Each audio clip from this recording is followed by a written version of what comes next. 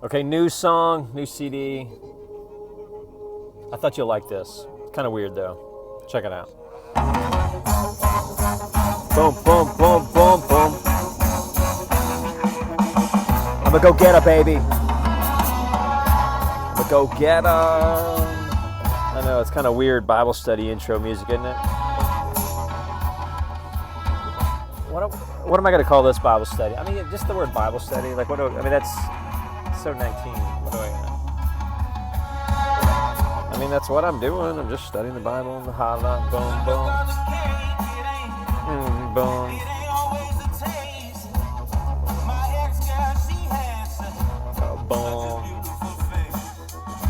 Maybe I just won't even say it. Maybe I'll just show it.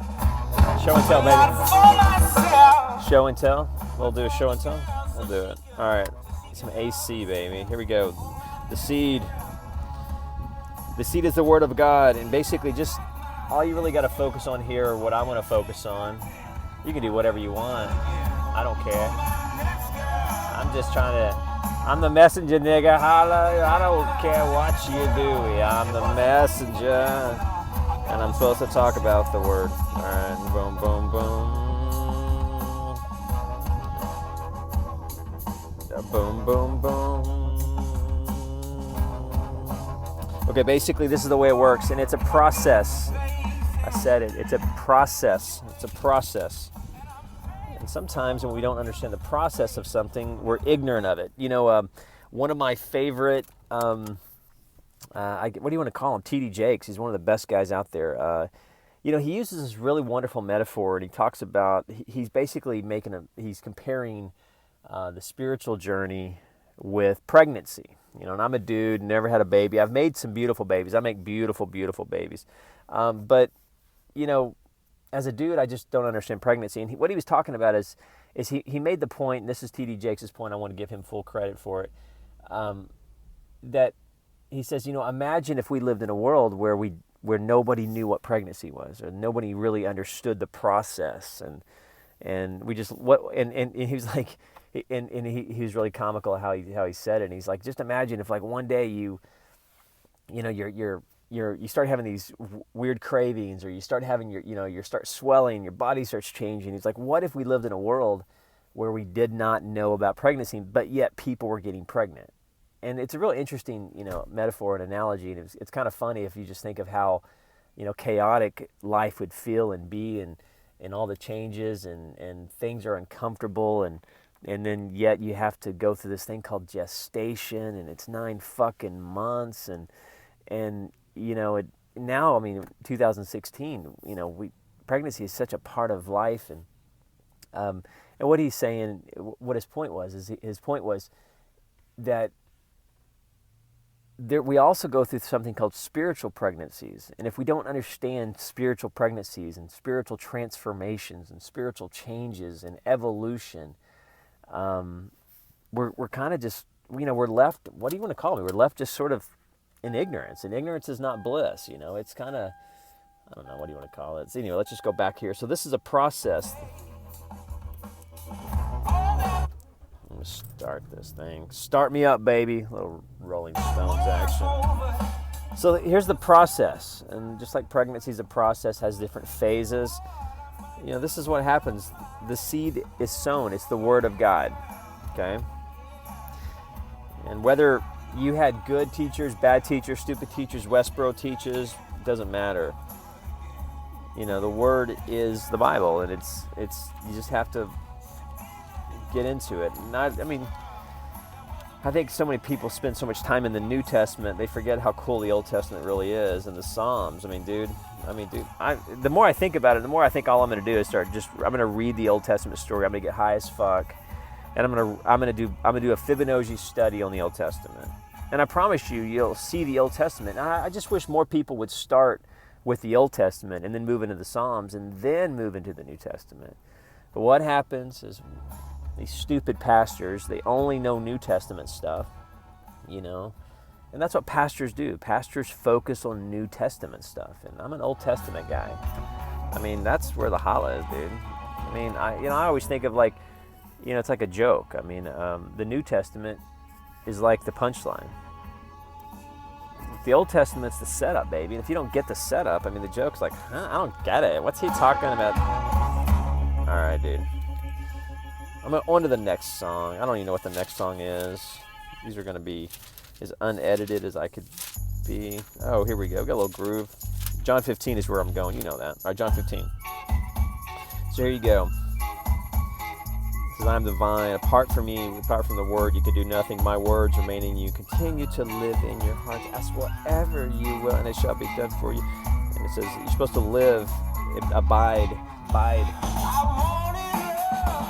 John 15 says we're supposed to abide in his love, and we're supposed to also abide in his word. It says, and if we don't do that, if we do not dwell in him, we're thrown out like a broken branch and we wither.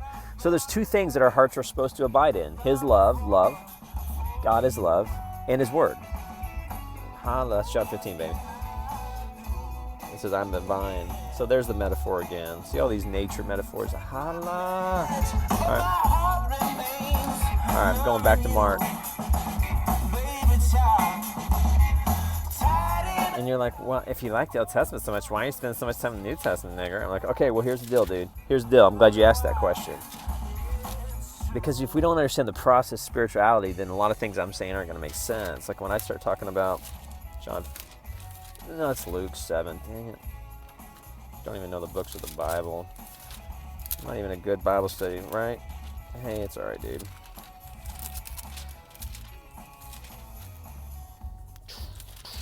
Here we go. So here's the process. Down and dirty, baby. Down and dirty. We're supposed to abide in his love and in his word. In his words, like the Psalms. And sometimes you can just literally read the Psalms. And once you read the Psalms, you can just read the Psalms over your life. And I'll show you one that I'm kind of reading right now. But the process is the word comes in our lives. And then here's the weird part. Evil comes in and takes it and chokes it. And I want you to realize that. There's a choking. There's an uncomfortableness. Discomfort, whatever the word is. Once the word comes in your life, the evil will come in and try to choke it out of your life. It says the seed is the word of God, and then the messenger. It says those along the travel road, those who have heard.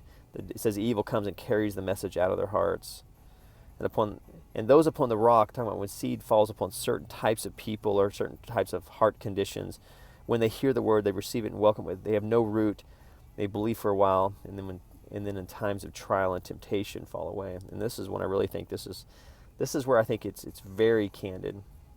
And as for those who fell among the thorns, these are the people who hear, but as they go on their way, they are choked and suffocated with the anxieties and cares and the richness and the pleasure of life, and the fruit does not ripen. So I want you to realize that here's another metaphor. It's like pregnancy. There's a process. The seed's going to come into our lives, and we can have the word literally choked out of your life. And there's a resistance to the word of God. In fact, if you want to just see a real life example of the resistance, it's just walk into your office or your coworker or your significant other and just say, I don't know, just quote them this word. I'm going to show you what it looks like, and then you have to take a picture and send it to me. For example, what if you walked into your significant other's office, or just say, hey, the Lord is my shepherd, I shall not lack. Or you might want to even say this, be not far from me, hasten to help me, O Lord. Like, what if next time you have a problem, you just pray that prayer out loud? Watch the resistance to say, be not far from me, O Lord, help or hasten to aid me. Or the Lord is my shepherd, I shall not lack. Or guide me in your truth and your faithfulness and teach me, for you are the God of my salvation. For you, God of my salvation, and in you do I wait expectantly all day long.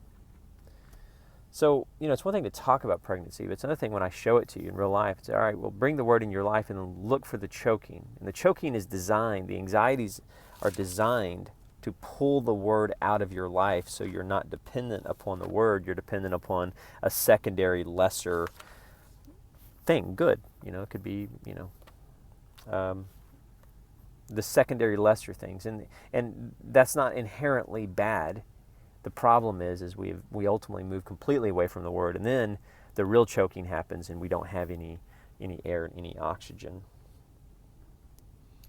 And so that's the process. Dwell in me. It says, "In my words remain in you, continue." And here's the cool thing: is once we really, really let the Word and we let the love abide in our hearts, that's the promise. The promise is that we could ask whatever we will, and it shall be done. You know, there's things I'm praying in my life right now that I didn't have the courage to pray when I was younger, because I just didn't really believe in an active, loving God.